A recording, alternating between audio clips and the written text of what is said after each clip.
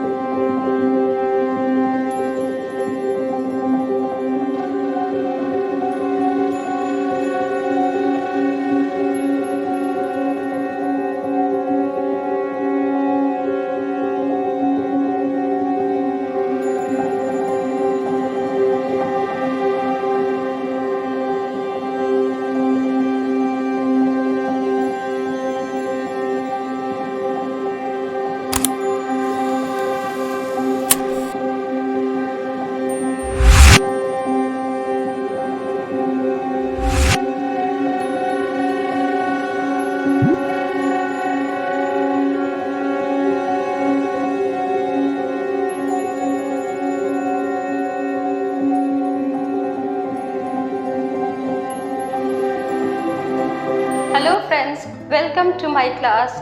Another class in front of you on transcription in prokaryotes. आपके सामने फिर से प्रस्तुत हूँ मैं सोनाली सोममकर जी का क्लास में आपको स्वागत है। आज हम लोग सीखेंगे ट्रांसक्रिप्शन इन प्रोकैरियोट्स का last stage that is termination. In today's class we will be studying termination, that is transcription in prokaryotes, the last stage.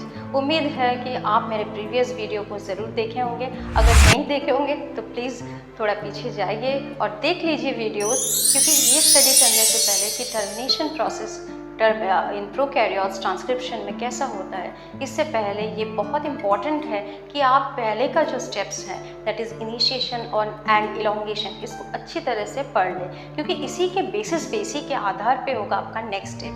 That is, I would like to say one thing, that before you study the last step, that is transcription in prokaryotes termination, you must have a clear perspective of initiation process and elongation process. So friends, if you have not watched the video, please go watch it and then you come and watch this video till the end.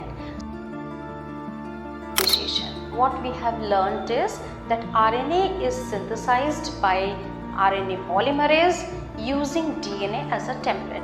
In this case, what we have known is that a new RNA molecule will be prepared and the order of the bases is going to be determined by the template strand only, but exact copy of the non-template strand will be produced. Now in this case, we know there are two sections. We have divided the whole gene structure. First of all, studying 5' to 3' region, we get two sides. One is the upstream and the downstream. In the upstream region and the downstream region, before I go on to this, I must specify that what is a promoter sequence. In this case, in transcription in prokaryotes, within the DNA molecule, there is a specific sequence present which will be the site for the RNA polymerase to come and bind with the promoter DNA. And when it is doing so, it selects those specific sequences which is present in the promoter DNA, which may be at the -10 sequence or maybe at the -35 sequence. There are two specific sequences, two specific points where you will find RNA polymerase is binding to the promoter DNA. RNA polymerase has 5 units, 2 alpha, beta, beta dash and a sigma. Sigma subunit has a prime role to play in this case because it recognizes and it binds. That is a very important role. तो हम एक थोड़ा सा हिंदी में बोल देते हैं, जो हिंदी भाषी है उनके लिए थोड़ा आसान रहेगा कि आरएनए जो है वो सिंथेसाइज होगा. वो सिंथेसाइज कैसे हो रहा है? ये आरएनए पॉलीमरेज के द्वारा हो रहा है. दैट मीन्स आरएनए पॉलीमरेज का ये कर्तव्य रहता है, ये फंक्शन रहता है कि वो आरएनए मॉलिक्यूल प्रोड्यूस करे using the DNA as a template, यानी डीएनए को टेम्पलेट के तौर पे लेके RNA will be synthesise. Synthesise का मतलब ये बनाना, प्रोड्यूस करना. और इस मैटर को जब हम लोग स्टडी करते हैं तो हमें देखने को ये मिलता है कि डीएनए का प्रोमोटर सीक्वेंस जो है वो एक खास तौर से कुछ निर्दिष्ट सीक्वेंस रहते हैं जो डीएनए का एक जगह बनता है इन द प्रोमोटर डीएनए, जहाँ पे आरएनए पॉलीमरेज अपना बाइंडिंग का काम कर रहा है. आरएनए पॉलीमरेज का 5 यूनिट्स होते हैं. दीज 5 यूनिट्स, ये 5 यूनिट्स क्या है? 2 अल्फा होंगे, एक बीटा और एक बीटा डैश होते हैं और एक सिग्मा होता है. सिग्मा सब यूनिट का बहुत एक महत्वपूर्ण रोल रहता है, बहुत एक महत्वपूर्ण काम रहता है। ये काम क्या रहेगा कि वो रिकॉग्नाइज करे, ये पहचाने कि किस जगह पे मुझे जाके बाइंडिंग का काम करना है, और वो अपना बाइंड कर देता है विद द प्रोमोटर डीएनए। और ये जगह दो स्पेसिफिक जगह होते हैं, एक है -10 पे और एक -35 पे। ये हम लोग इनिशिएशन में ये प्रोसेस ये हम लोग जान चुके हैं। अब आगे का कहानी कैसा है, चलिए थोड़ा सा और later on. You can see I've drawn a diagram. This is going to come later on in this stage, that is the termination process. Still, just I would like to remind you that the 5' and the 3', this is the non-template strand, which is actually a copy of this strand will be made. The RNA which will be synthesized will be following, means the order of the bases will be on depending or determined by this template strand. This is the template strand, but the exact copy that will be made will be on the basis of the non-template strand. This is a very important thing to remember. Next point to be remembered is promoter sequence. Promoter sequence rise in the upstream region of the gene. That means transcription process direction is towards that side, and that side we have denoted with downstream region.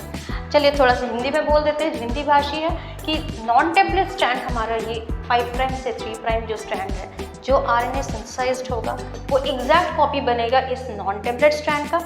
But we need to remember, हमें ये याद रखना है कि order of the basis का जो order रहेगा वो किस बेसिस पे होगा, किस आधार पे होगा, वो टेम्पलेट स्ट्रैंड के बेसिस पे होगा। यानी 3' से 5' का जो टेम्पलेट स्ट्रैंड है, जो मॉडल स्ट्रैंड है, वही उसका बेसिस, उसी के बेसिस पे ही order of ribonucleotides will be formed in the new RNA molecule, and that will be the copy of this one. जो कॉपी बनेगा वो इसका कॉपी बनेगा 5' से 3' का, पर वो टेम्पलेट को बेसिस करते हुए, टेम्पलेट को आधार करते हुए ही बनेगा।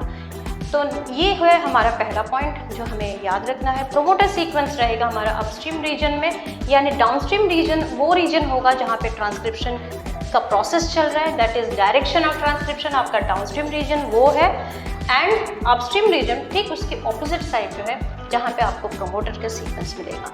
You will be getting the promoter sequence in the upstream region of the transcribed gene, and there are two sequences, -10 and -35. Already I have spoken about it. -10 और -35 पे जो RNA polymerase का बाइंडिंग होगा, शुरुआत के बाइंडिंग का first stage में देखा जाता है कि RNA का वो DNA डबल हेलिकल स्ट्रक्चर जो है वो क्लोज रहता है, वो ओपन नहीं होता है, ये मेल्ट नहीं होता है। That means that initial stage of initiation we find that the DNA double helix remains double stranded only, it doesn't open up, it doesn't unwind. So at that time we can call it a closed promoter complex. By that time almost 60 base pairs it has covering -10 and -35 sequence elements. -10 और -35 को तब तक वो cover कर चुका है जब तक ये 60 बेस पेयर्स ऑलमोस्ट कवर करता है प्रोमोटर डीएनए में। तब भी देखा जाए तो ये इनिशिएशन का इनिशियल स्टेज में ओपन अप नहीं होता है, डीएनए का डबल हेलिक्स खुलता नहीं है। ये मैं रिवाइज कर रही हूँ। फिर बाद में क्लोज प्रोमोटर कॉम्प्लेक्स होने के बाद ये ओपन प्रोमोटर कॉम्प्लेक्स में वो खुल जाता है।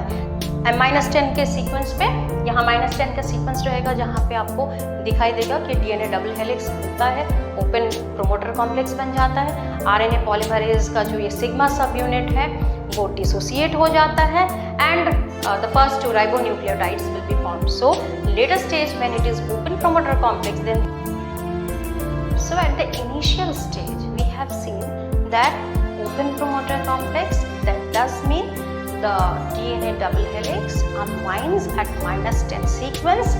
Initially it was remaining closed only, but after that it opens up. When it opens up, then partial dissociation takes place. The sigma subunit leaves the core enzyme. First two ribonucleotides are formed, and the first phosphodiester bond is formed.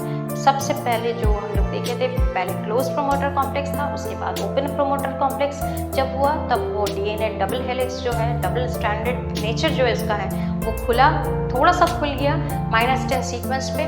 जैसे ही वो खुल जाता है तो partially हल्का सा वो sigma सब यूनिट है वो डिसोसिएट कर जाता है, यानी वो अलग हो जाता है हॉलो एंजाइम से।